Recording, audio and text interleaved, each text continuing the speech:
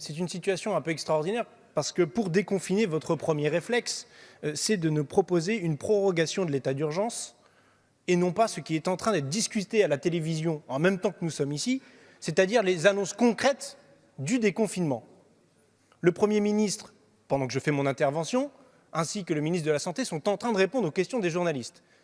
Nous n'avons pas d'ailleurs un certain nombre d'autres ministres qui auraient pu être au banc et qui ne sont pas exprimés à cette conférence de presse. Je pense notamment à Nicole Belloubet, puisque un certain nombre d'aspects du code pénal, de la procédure pénale, sont en discussion dans ce texte. Et elle n'est pas ici, ni là-bas d'ailleurs.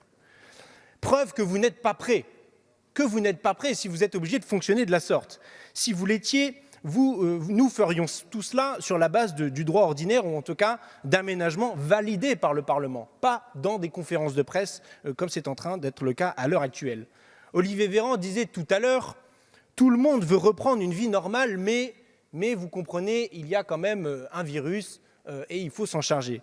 Mais il y a aussi tout un tas de dispositions qui manquent de la vie concrète des gens pour garantir que s'ils veulent, comme l'a dit Olivier Véran, prendre toutes les précautions nécessaires pour éviter de se contaminer soi-même et de contaminer les autres, de pouvoir faire ses choix en conscience et librement, alors il ne faut pas dépendre de la reprise de l'activité économique, du fait que son gamin aille à l'école ou pas, en fonction du cas de figure, de l'endroit, et que si vous n'avez pas peut-être l'attestation de l'école disant que votre enfant ne peut pas reprendre, alors peut-être que vous n'aurez pas le chômage partiel et que vous ne pourrez pas payer le loyer, car il n'y a pas de moratoire sur les loyers, car il n'y a rien de prévu pour l'aide alimentaire, car il n'y a rien de prévu pour les plus démunis. C'est ça la réalité, c'est que vous ne vous souciez pas de la vie concrète des gens, ni par ce texte, ni dans votre plan de déconfinement. Donc oui, nous pouvons fortement craindre, et c'est une crainte, que ce soit un échec.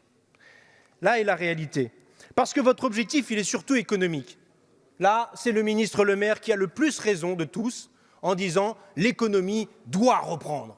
D'ailleurs, il ne sera pas démenti par M. Castex, qui va nous proposer un plan, son plan, tenez-vous bien, dans quelques jours, c'est-à-dire après le 11 mai, suppléaire, on en aura connaissance après, qui a dit le 6 mai, c'est-à-dire mercredi, hier, nous nous sommes dit que lorsqu'il est question de redémarrage économique, un lycéen peut se garder, un petit écolier ne le peut pas. Voilà, ça c'est clair, ça c'est compréhensible, on voit bien l'intention. Le reste, c'est de l'habillage. Alors oui, c'est un déconfinement hasardeux, c'est un déconfinement non préparé. C'est une date jetée comme ça par le chef de l'État en disant « c'est le 11 mai, il n'y a qu'à Faucon, débrouillez-vous ». Voilà ce qui est en train de se passer. Et ça, ce n'est pas acceptable. C'est irrespectueux, effectivement, de tous ceux qui sont au boulot en ce moment, qui tiennent la baraque et qui le font avec des moyens souvent affaiblis et dégradés. Et on sait que les politiques d'austérité y sont pour quelque chose.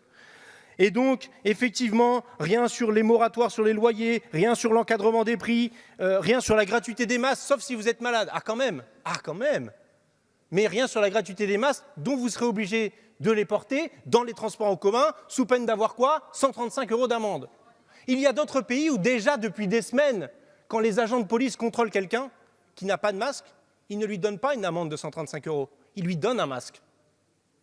Ce n'est pas exactement la même chose.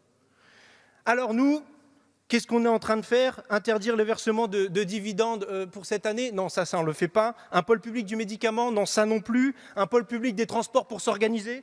Non, pas tellement. Non, il faudrait pourtant prévoir des dispositions, ça on en parle, sur l'isolement, la quarantaine, avec des garanties offertes par le JLD qui sont assez faibles dans le texte actuel. Il faudrait prévoir de pouvoir avoir une verbalisation élargie par les gardes privés. Ça c'est important, ça c'est sûr que c'était l'urgence. Il faut un système d'information avec une rupture du secret médical, ça c'est déterminant, ça c'est immédiat, on en a besoin tout de suite. Évidemment, il y a tout le débat sur la responsabilité pénale. Moi, je pense qu'il ne doit pas y avoir d'amnistie. Il faut garder la responsabilité pénale telle qu'elle est dans la loi à l'heure actuelle. Tout le reste, ce sont des bavardages. Et il y a des craintes. Mais pourquoi y a-t-il des craintes, bon sang? Pourquoi y a-t-il des craintes? Précisément pour tout ce que je viens de dire avant. Parce que le rapport de M. Castex sur le déconfinement ne sera disponible que dans quelques jours, c'est-à-dire après le 11 mai. Et que oui, ça crée des difficultés pour les uns et les autres, prendre des décisions, s'organiser en pleine conscience. Voilà ce que vous faites. une organisation hasardeuse comme l'organisation de nos débats aujourd'hui et dans les jours qui viennent.